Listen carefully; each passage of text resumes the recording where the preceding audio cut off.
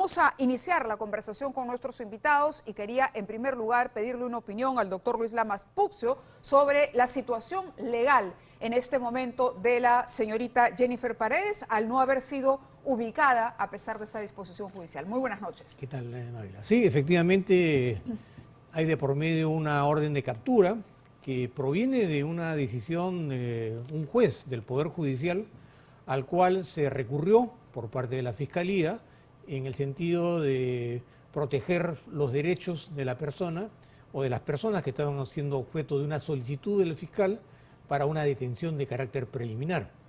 Creo que es importante y a la vez también interesante señalar que esta detención preliminar es una detención, si se quiere, de naturaleza policial, que se materializa en sede policial.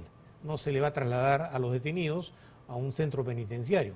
Sin embargo, tiene una duración precisa y objetiva. Son 10 días, me parece. De 10 días, a través de la cual las personas o tendrán que ser liberadas o el fiscal decidirá formalizar una investigación preparatoria para que en ese mismo acto solicite una prisión preventiva que, de acuerdo a la legislación que reprime la organización criminal, puede tener un máximo hasta de 36 meses.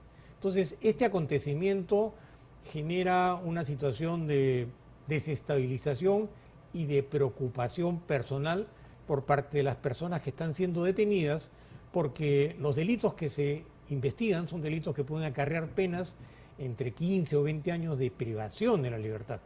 Entonces esto es un acontecimiento, digamos, que genera una desestabilización en términos colectivos o individuales. De acuerdo. A nuestros invitados le pido a Víctor Andrés, doctor Lamas Puccio, un momento para dar a conocer esta publicación en Twitter que ha hecho el abogado del presidente. Benji Espinosa dice: Jennifer Paredes no vive en Palacio de Gobierno, sino en Cajamarca. Pese a que la Fiscalía lo sabe, pidió ingresar a la residencia familiar en Palacio.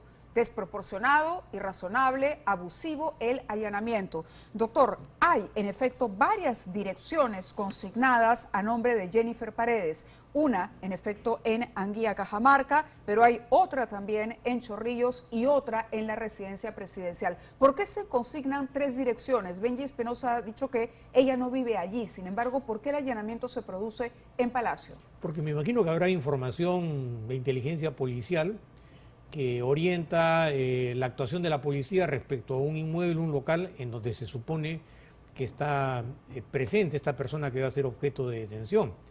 Pero más allá, digamos, de los aspectos meramente formales, hay una decisión de fondo sobre la necesidad imperiosa de detener físicamente a estas personas, porque se partiría de la premisa que están coordinando entre ellas, están obstaculizando la labor de la Fiscalía y eventualmente pueden fugarse de la acción de la justicia.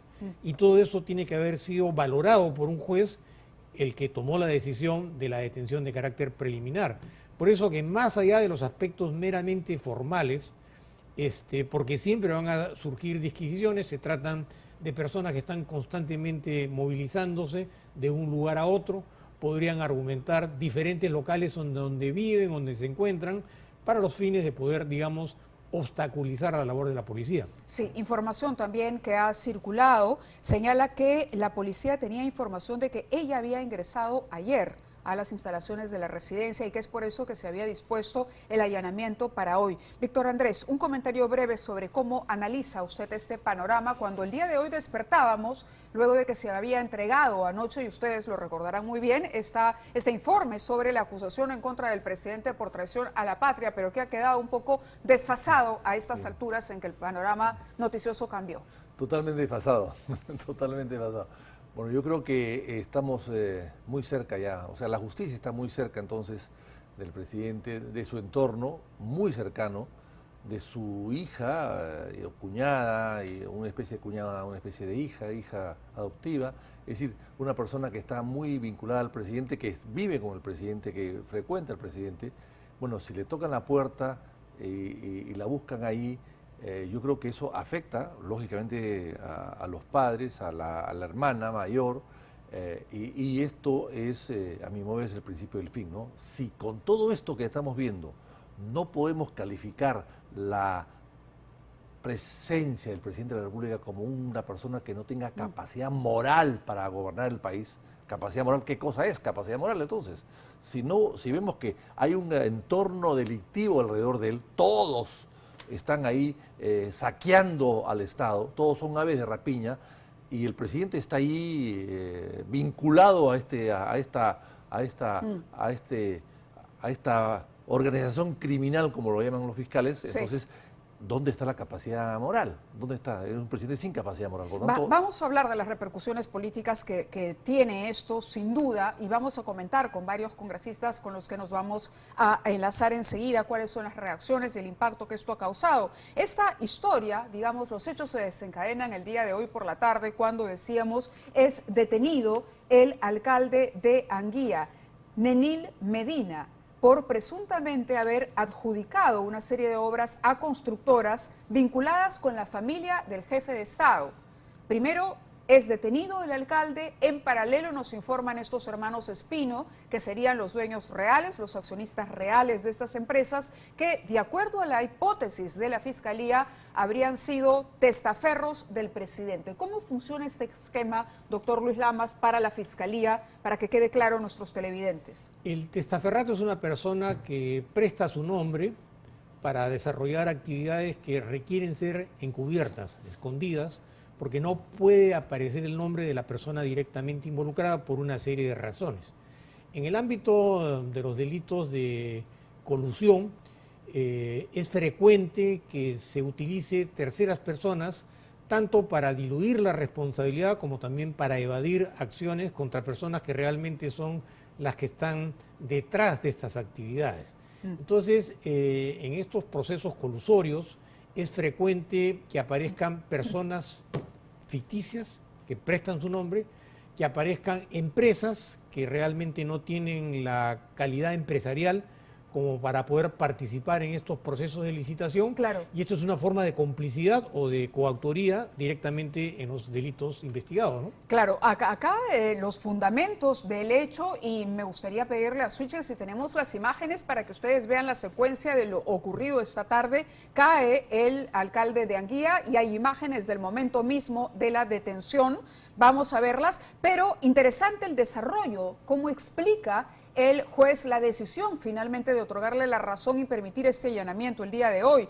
Dice, correspondería a los actos, este delito de organización criminal, actos preparatorios desplegados por una presunta organización que desde el año 2021 se habría enquistado en las esferas más altas del poder político, donde funcionarios y redes alcanzarían al propio presidente de la República, que habría buscado copar importantes estamentos estatales con personas de estrecha confianza. Menciona este informe específicamente, por ejemplo, el caso de la cartera del Ministerio de Vivienda, Construcción y Saneamiento. Y alguna vez lo hemos comentado con Víctor Andrés García Belaúnde aquí. Este personaje que vuelve a cobrar notoriedad, el titular, Heiner Alvarado López. No ha sido solamente Juan Silva, uno de los ministros intocables durante el gobierno Castillo, también lo ha sido Heiner Alvarado López, y permitiría, dice la Fiscalía o el juez, ejecutar diversas modalidades delictivas, incluyendo la denominada licitaciones públicas fraudulentas. Heiner Alvarado no se conoce tampoco nada sobre él, no se ha pronunciado. No sabe, no opina. Pero ha pasado a otro ministerio que maneja 3 o 4 veces más presupuesto. O sea, realmente en el sector transportes está... Esto en el último acomodo del gabinete, así es, lo que ha ocurrido este viernes, así nada es, más. O sea, lo han puesto en la caja grande. Antes manejaba la caja chica, ahora está manejando la caja grande y quizás el banco, ¿no? O sea, es peligrosísimo. O sea, eso es una clara demostración que estamos ante una organización criminal que lamentablemente la cabeza visible es el presidente de la República. Estamos viendo en imágenes el organigrama preparado por la Fiscalía. Ahora, es interesante porque este organigrama no lo inventa la Fiscalía. Todo esto es en base a los testimonios, pruebas, todo lo que ha ido reuniendo la Fiscalía, los testimonios de Karelyn López, posteriormente, y más importante seguro, Bruno Pacheco, exsecretario del despacho de la presidencia. A la cabeza estaría el presidente de la República, el jefe, lugartenientes, dice, y aparece ahí el alcalde de Anguía, que es el que otorgaba las obras, y Heiner Alvarado en el Ministerio de la Vivienda. Más abajo de la organización, Hugo Espino, Angie Espino, a quienes se denominaría los testaferros, y Jennifer Paredes, que sería el contacto directo y de mayor confianza con el presidente Castillo. Tengan en cuenta que es su cuñada, pero que ha sido criada como una hija por el presidente y la primera dama. Sobre el alcalde de Anguía, las palabras de Bruno Pacheco lo habrían descrito como el cajero del presidente de la República. El cajero y los testaferros son estas empresas que, como ha explicado el doctor Luis Lamas Puxo, son o tienen varias empresas, de modo que aparecen varias contratando con el Estado, pero que detrás de ellas no tienen mayor solidez y repiten el nombre más o menos los mismos accionistas. Esa es más o menos la figura que ha encontrado la fisonomía, la estructura operativa, digamos. Ahora, vamos a ver, tenemos el caso de Lilia Paredes. ¿Por qué contra General Alvarado y la primera dama no hay hasta el momento una orden de detención similar a la de Jennifer Paredes? Todavía. ¿Todavía? Claro, porque para poder tomar esta decisión, como lo acabo de manifestar, el fiscal tiene que recurrir al juez. Y cuando un fiscal hace un pedido de esta naturaleza, tiene que estar lo suficiente o mínimamente fundamentado en términos de razonabilidad.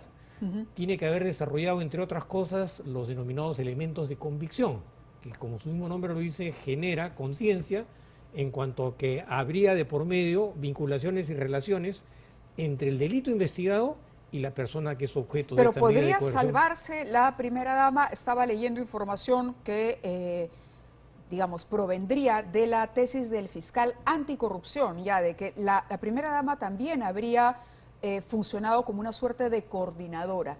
Ella es la esposa del presidente y Jennifer Paredes es su hermana menor, a quien ella ha criado como una hija. Es decir, es un poco difícil desligar la figura de la primera dama de todo esto. Evidentemente que el rol de cada uno ha sido fundamental. O sea, nadie podía hacer lo que hizo y cómo lo hizo si no tenía la anuencia del presidente, por razones de familia y por razones de jerarquía de contenido funcional.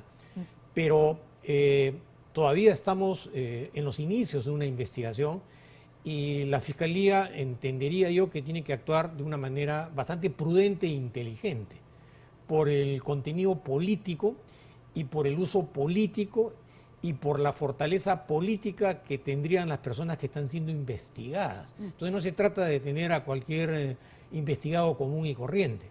Esto va de manera directa al núcleo de la organización y la organización funciona dentro del aparato del Estado, como tú lo acabas de Es definir, interesante. ¿no? La Fiscalía habla de una organización que incluso antes de que Pedro Castillo asumiera el poder, ya se estaba preparando para esto. Es exactamente en la línea de tiempo, es desde la elección, desde la segunda vuelta y desde que él conoce del triunfo electoral hasta que finalmente se instala en Palacio de Gobierno. Víctor Andrés. 10 días antes de la proclamación ya estaban repartiéndose los cargos. 10 días antes de la proclamación. Y sabían que iban a ser proclamados. Y ya tenían contactos suficientes con el señor Salas Arenas para saber que las impugnaciones iban a seguir avanzando, iban a haberse descartado todas y por lo tanto el triunfo era seguro. Y ahí empieza la repartija, el 9 de julio. Y el señor, el jurado, proclama al señor Castillo el 18 o 19 de julio. O sea, Eso explicaría además la preocupación que en un momento narró Samir Villaverde de que el presidente quería ya que se le confirmara el triunfo en las elecciones, que le urgía que esto saliera y se hiciera público, ¿correcto? Claro, porque ya estaban repartiendo ministerios.